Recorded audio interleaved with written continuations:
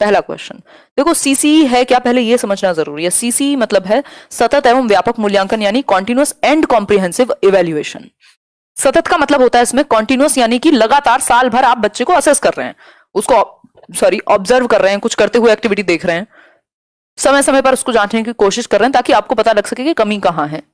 दूसरा है comprehensive. Comprehensive का मतलब होता है व्यापकता। व्यापक का मतलब है सर्वांगीण रूप में उसके शारीरिक, मानसिक, संवेगात्मक सारे पक्षों को आप देख सकेंगे, सिर्फ पेन पेपर टेस्ट नहीं, बाकी होलिस्टिक डेवलपमेंट। इसलिए कॉम्प्रिहेंसिव यानी स्कोलैस्टिक, स्कोलैस्टिक पक्ष है पेपर पेंसिल से रिलेटेड, को स्कोलैस्टिक पक्ष है सह शैक्षिक पक्ष जिसको हम कहते हैं आपका, बाकी जितने भी पक्ष बच जाते हैं पेपर पेंसिल के अलावा, जैसे आपका फिजिकल, सोशल, इमोशनल सारे आ जाएंगे इसमें, कॉग्निटिव भी, है ना। असेसमेंट क्या है, यानी आकलन क्या है। असेसमेंट को हम आकलन कहते हैं हिंदी में, हो सकता है ये टाइपिंग मिस्टेक हो या पेपर में भी ऐसे ही दे दिया हो, ठीक।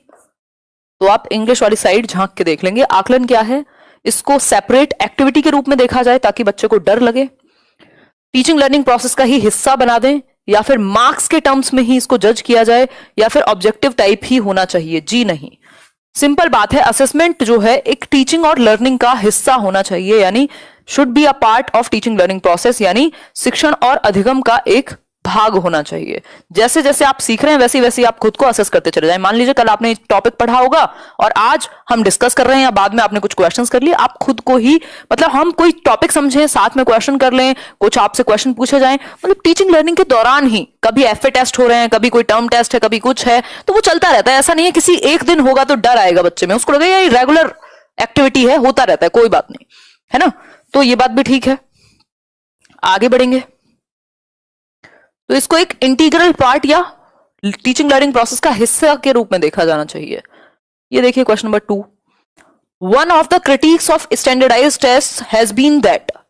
क्रिटिक्स होते हैं स्टैंडर्डाइज्ड टेस्ट के। स्टैंडर्डाइज्ड टेस्ट कौन से होते हैं, जिनमें जो वैलिडिटी होती है, जिनके अंदर रिलायबिलिटी होती है, ऑब्जेक्टिविटी होती है ना, मतलब जो एक बड़ी पॉपुलेशन के लिए बने होते हैं, जैसे आपका सीटेट, सीबीएसई का एग्जाम, कोई एसएससी का एग्जाम, ये स्टैंडर्डाइज्ड टेस्ट हैं, बड़ी पॉपुलेशन के लिए बनते हैं। इनमें एक मानक रूप से क्वेश्चंस डाले जाते हैं, इतने परसेंट इजी होंगे, इतना डिफिकल्ट होंगे, ऐसे होगा वैसे होगा, ठीक। बताइए फिर इस बात का सही जवाब।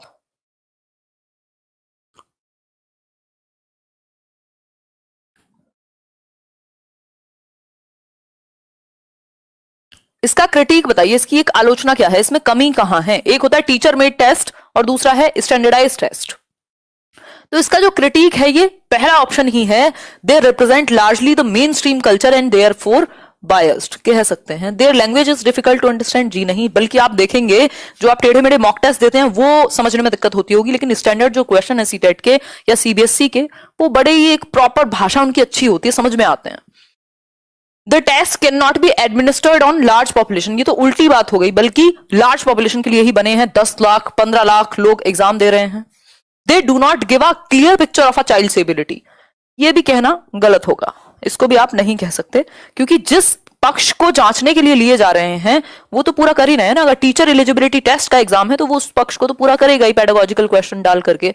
तो ये मेन स्ट्रीम कल्चर को, जो मेन मुख्य धारा है जो संस्कृति में चल रही है, इंडिविजुअल डिफरेंसेस पे ज्यादा ध्यान इनका नहीं होता, स्पेशल नीड्स को केटर नहीं कर पाते, ये एक इनके साथ प्रॉब्लम है। इसलिए इनको बायस्ड कहा जा सकता है कि नॉर्मल पॉपुलेशन को एक साथ रख करके बना दिए जाते हैं।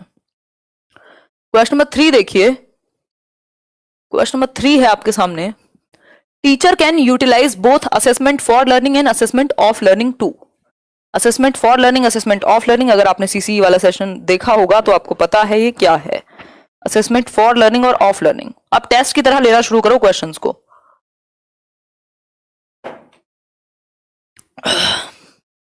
देखो, फॉर लर्निंग का मतलब है बच्चा सीखता कैसे है, और ऑफ लर्निंग का मतलब है कितना सीख लिया। दैट मीन्स फॉर लर्निंग है प्रोग्रेस कैसी हो रही है, कैसी उसकी आगे वो प्रगति कैसी चल रही है, ये है फॉर लर्निंग। जैसे मैं आपसे क्वेश्चन पूछ रही हूं, ये फॉर लर्निंग के लिए है, मैं तो आपको फाइनल जज नहीं कर रही हूं, लेकिन अचीवमेंट लेवल आपका सीटेट देख लेगा तो वो ऑफ लर्निंग हो गया, एसए का पार्ट है। ये एफए का पार्ट है जो प्रोग्रेस की बात करे। तो फॉर लर्निंग प्रोग्रेस के लिए, ऑफ लर्निंग अचीवमेंट लेवल के लिए, ठीक। सिर्फ लर्निंग नीड्स और सेलेक्टिंग टीचिंग, ये तो सिर्फ फॉर लर्निंग की बात हो जाएगी। ऑफ लर्निंग तो जज करता है, बच्चे की अचीवमेंट देखता है, ठीक। पेरियोडिक इंटरवल्स पे अगर आप सिर्फ सर्टिफिकेशन के लिए करेंगे तो फिर फॉर लर्निंग नहीं आएगा, सिर्फ ऑफ लर्निंग हो गया, है ना। Monitor children's progress and set appropriate goals, तो ये भी सिर्फ फॉर लर्निंग हो गया। आपको ऑफ का भी ध्यान रखना था क्योंकि दोनों चीजें पूछी थी क्वेश्चन में, तो एक तो हो गया प्रोग्रेस, दूसरा हो गया अचीवमेंट लेवल, यानी ये फॉर और ये ऑफ। ठीक हो गई बात।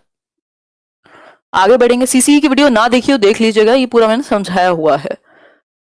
क्वेश्चन नंबर 4 है, क्वेश्चन नंबर 4 है आपके सामने। Which one of the following is not related to continuous and comprehensive evaluation, यानी इनमें से कौन सी एक चीज सतत एवं व्यापक मूल्यांकन से जुड़ी हुई नहीं है। नॉट, देखिए एक बार। A, it has been mandated by the right to education act of India. We do not know, CCERT को रिकमेंड, आरटी ने रिकमेंड किया था, कोई दिक्कत नहीं है। It is an integral part of teaching learning process, ये बात भी सही है। It focuses on child's achievement in different learning areas, ये बात भी सही है। It is useful to label children as slow, poor और इंटेलिजेंट। लेबल करना कभी भी उद्देश्य नहीं होगा, आकलन का, मूल्यांकन का, टेस्ट करने का ये उद्देश्य नहीं है कि बच्चे को लेबल कर दिया जाए ये बिल्कुल बेकार है, ये बहुत इंटेलिजेंट है, ये है। तो आंसर डी इसका गलत हो गया। आगे बढ़ेंगे क्वेश्चन नंबर 5 पर। Grading, coding, marking and credit accumulation systems are some of the examples of.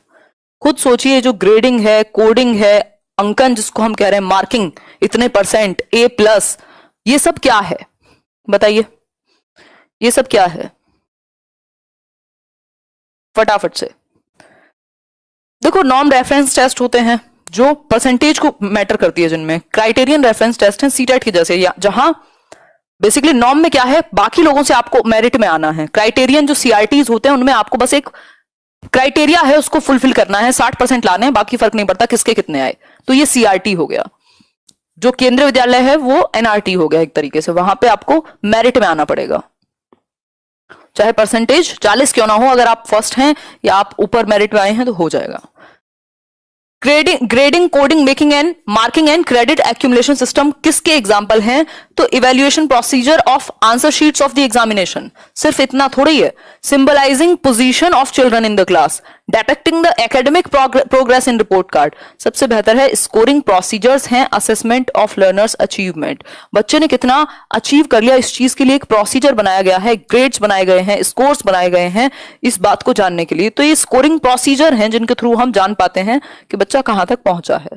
Question number 6 है, assessment of learners achievement helps the teacher to, यानी असेसमेंट ऑफ लर्नर्स अचीवमेंट किस चीज में हेल्प करेगा बच्चे का, बताइए फटाफट से बताओ। आज नेट स्लो है। हाँ, वी को बिल्कुल सही समझ रहे हो आप, उससे ज्यादा ही है। गैस करो कितने क्वेश्चन होंगे आज।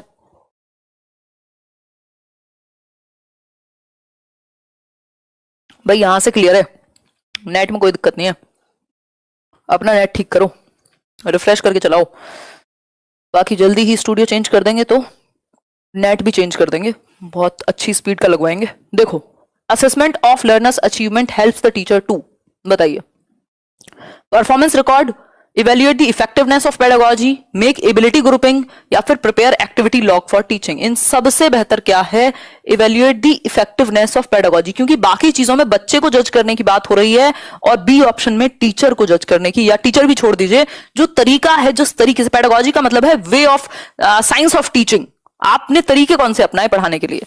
तो जो पेडागोजी थी, जो स्ट्रेटेजी थी, वो किस हद तक कामयाब हुई, इस बात, वो कितनी प्रभावी थी, इस बात को जानने के लिए आकलन किया जा सकता है। देखो, आकलन की बहुत सारी चीजें हैं। एक तो बच्चा सीखता कैसे है, उसने कितना अचीव कर लिया, दूसरा आपके जो मेथड्स थे वो किस हद तक सफल हो पाए, उनमें कहां परिवर्तन की जरूरत है। ये तरीके होते हैं या ये पॉइंट्स होते हैं जिनकी वजह से आकलन किया जाता है। Primary objective of assessment should be, यानी आकलन का मुख्य उद्देश्य क्या होना चाहिए। वैसे तो मैंने आपको इतने सारे उद्देश्य गिना दिए, लेकिन मुख्य उद्देश्य क्या हो आकलन का, ये बताइए, फटाफट से आंसर कीजिए, फटाफट से। Primary objective of assessment should be, सिर्फ रैंक करना ये कभी भी मुख्य उद्देश्य नहीं हो सकता। बच्चे को क्लैरिटी कहां है, यानी उसकी प्रोग्रेस क्या है, और कंफ्यूजन कहां है, दोनों चीजों को जानना। ये बात तो सुंदर लग रही है। Labelling students as per their score, label करना कभी भी मुख्य उद्देश्य नहीं है, सिर्फ मार्क करना के पास है कि फेल हैं, जी नहीं। आपको यह देखना है कि आप समझ पाए कि बच्चे को कहां क्लैरिटी है और कहां कंफ्यूजन है। ठीक, तो बी ऑप्शन हम कह सकते हैं सही आंसर है। ठीक है, आगे बढ़ेंगे क्वेश्चन नंबर 8 पर। Continuous and comprehensive evaluation includes, यानी सतत एवं व्यापक मूल्यांकन जो है वो किस चीज को अपने अंदर शामिल करता है, बताइए फटाफट से बताइए। कोई कह रहा है बहुत सारे, इवेल्युएशन इंक्लूड्स, सतत एवं व्यापक मूल्यांकन किस चीज को इंक्लूड करता है? फॉर्मेटिव भी होता है और सबमेटिव भी, तो ओनली का तो मतलब ही नहीं बनता, ओनली कैसे हो जाएगा, ये भी कटा और ये भी कटा। Neither formation nor summative assessment, ना ही तो फॉर्मेटिव ना ही सबमेटिव, ये कहना भी गलत है, तो हम कहेंगे both formative and summative assessment using a wide variety of strategies, यानी कि रचनात्मक और योगात्मक दोनों प्रकार के तरीके, यानी अलग अलग वैरायटी ऑफ स्ट्रेटजी को अपनाने की जरूरत है, ये कह सकते हैं हम एक तरीके से। ठीक है, तो विविध प्रकार की रणनीतियों का प्रयोग करते हुए फॉर्मेटिव यानी जिससे फीडबैक मिले और समेटिव यानी जिससे अचीवमेंट का पता लगे, दोनों ही चीजें इंक्लूड होती हैं कॉन्टिन्यूअस और कॉम्प्रिहेंसिव इवैल्यूएशन में, जिसमें पेन पेपर टेस्ट भी है और बाकी एस्पेक्ट्स भी हैं।